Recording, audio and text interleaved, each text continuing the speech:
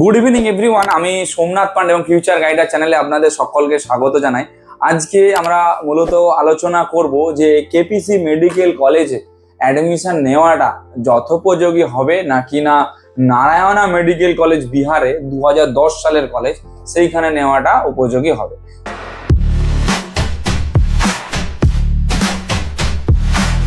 তো দেখুন, সবার শুরুতে যদি আমি বলি কেপিসি মেডিকেল কলেজ আপনার 2011 সালে এস্টাবলিশড, অপরদিকে নারায়ণা মেডিকেল কলেজ এস্টাবলিশ কিন্তু 2010 সালে।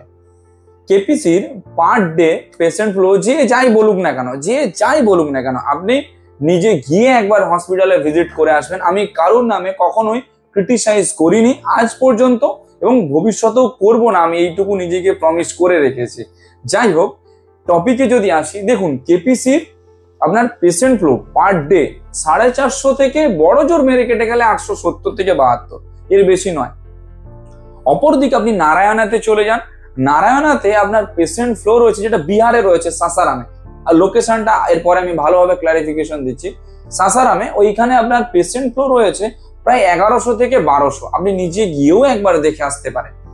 আচ্ছা, এইবারে থার্ড যেটা সেটা হচ্ছে যে কি, দেখুন কেপিসি রয়েছে আপনাদের কলকাতা, আমাদের কলকাতার পুরো যাদবপুর সেন্ট্রালের মধ্যেই প্রায়। আর অপরদিকে নারায়ণা যে কলেজটা রয়েছে, শুধু নারায়ণা, ওই নারায়ণা যে মেডিকেল কলেজটা রয়েছে ওটা রয়েছে বিহারের সাসারামে। তো এই হচ্ছে লোকেশন, এই হচ্ছে হসপিটালের আপনার পেশেন্ট ফ্লো, আর এই হচ্ছে কলেজের এস্টাবলিশমেন্ট। এইবারে যদি আসি যে সিট কত রয়েছে, দেখুন নারায়ণাতে সিট আছে নিয়ার অ্যাবাউট 250-র কাছাকাছি, 250 প্রায়।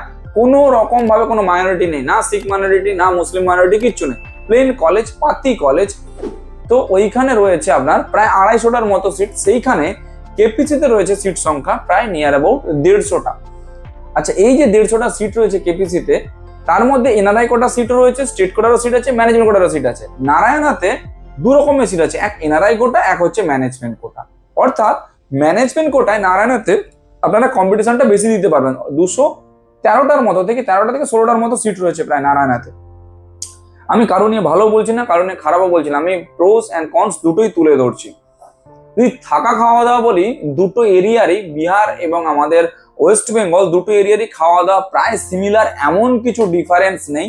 এমন যে কিছু হাইফাই ডিফারেন্স হচ্ছে সেটাও নেই, বরং আপনি কেপিসিতে ওপিডি দেখালে যা আপনার পয়সা নেয়, আপনি বিহারে সাসারামে গিয়ে ওপিডি দেখাবেন নারায়ণাতে, সেইখানে আপনার পয়সা নেবে প্রায় 50 টাকা করে। আমাদের ওয়েস্ট বেঙ্গল গভর্নমেন্টের মাল্টি স্পেশালিটি হসপিটালে 10 টাকা করে নেয় ওপিডি টিকিট কাটতে, সেটা বিহারে গেলে 50 টাকা নেবে, তাও আবার প্রাইভেট কলেজে, প্রাইভেট হসপিটালে। বুঝতে পারছেন এবারে মানে কোন লেভেলের ওরা টিচিং স্টাফ এবং ফ্যাকাল্টিটাকে নিয়ে যাচ্ছে আস্তে আস্তে। গভর্নমেন্টের সব স্কিম অ্যাকসেপ্ট করে আপনার নারায়ণা, কেপিসিও গভর্নমেন্টের সব স্কিম অ্যাকসেপ্ট করে আমাদের স্টেটের। আচ্ছা, এইবার ফি স্ট্রাকচার যদি দেখি, দেখুন কেপিসির শুধুমাত্র টিউশন ফিস রয়েছে 72 lakhs, নারায়ণার টিউশন ফিস রয়েছে আপনার পার ইয়ার 10.5 লাখ টাকা করে। নিয়ার অ্যাবাউট থাকা খাওয়া দাওয়া পড়াশুনো সমস্ত কিছু কমপ্লিট হয়ে যাবে আপনার 65 থেকে 67 লাখের মধ্যে। অর্থাৎ 65 থেকে 67 এর মধ্যে টোটালটাই পুরো কমপ্লিট, 65 থেকে 67 এর মধ্যে থাকা খাওয়া দাওয়া পড়াশোনা। সেখানে কেপিসি শুধুমাত্র 72 লাখ টাকাই লাগবে। এখানে আরো একটা মেজর জিনিস রয়েছে, যেটা হচ্ছে কাট অফ, কতটা স্কোর এবারে যেতে পারে, মোস্ট ভাইটাল জিনিস এবং মোস্ট হাইলাইটেড জিনিস। কাট অফটা যদি দেখি, দেখুন কেপিসির ক্ষেত্রে কাট অফ যাবে প্রায় ন্যূনতম এই বছর যদি দেখি 432 এর উপরে পেতেই হবে আপনাকে, নাহলে কেপিসি পাওয়াটা খুবই চাপের বিষয়। আর সেই একই জায়গায় দাঁড়িয়ে, সেম কন্ডিশনে দাঁড়িয়ে আপনি দেখুন, যদি এর দিকে যান, আপনার নারায়ণার দিকে যান, নারায়ণার দিকে গেলে আপনাকে কিন্তু 370 থেকে 372 উপরে যেতে হবে। সব থেকে বড় কোশ্চেন এখানে আসে যে নারায়ণাতে তাহলে কাট অফ এত কম কেন, যদি এত ভালো কলেজ হয়। দেখুন, এখানে একটা ছোট্ট বিষয় আছে, আমাদের বাঙালিদের বেশিরভাগ প্যারেন্টস এখনো পর্যন্ত মনে করেন যে ঘরের ছেলে ঘরে থাকুক, বাইরে পাঠাবো না। এই যে ঘরের ছেলে ঘরে থাকুক, এই যে চিন্তা ভাবনাটা মাথার মধ্যে রয়ে গেছে, সেই কারণেই কলেজের একটা ওভার হাইপে কিন্তু প্রাইসটা বাড়ে। আপনি দেখবেন কেপিসি ম্যানেজমেন্টে যতগুলো স্টুডেন্ট পড়ে, তার মধ্যে বেশিরভাগ জেনারেল কাস্টের স্টুডেন্ট এবং বেশিরভাগই আমাদের ওয়েস্ট বেঙ্গলের স্টুডেন্ট রয়েছে, বাইরের স্টুডেন্ট খুবই কম। বাইরের যতগুলো স্টুডেন্ট হচ্ছে সব দেখবেন আইদার হচ্ছে মহারাষ্ট্রের ডিমডে গেছে ডিওয়াই পার্টির, আর না হলে দেখবেন চেন্নাইয়ের দিকে চলে গেছে মীনাক্ষী, নাহলে সত্য সাই। এর বাইরে আর কোথাও নেই। তাহলে বিহারের ওই সমস্ত কলেজগুলোতে কারা পড়ে? ওয়েস্ট বেঙ্গলে 30 থেকে 32% স্টুডেন্ট আছে, আর বাদ বাকি স্টুডেন্ট আছে আসাম থেকে ওইখানে। কারণ আসামে তো সেরকম বড় কোনো প্রাইভেট মেডিকেল কলেজ নেই, এই জাস্ট আগের বছর খুললো শান্তিনিকেতন মেডিকেল কলেজ, আগের বছর খুললো ত্রিপুরাতে।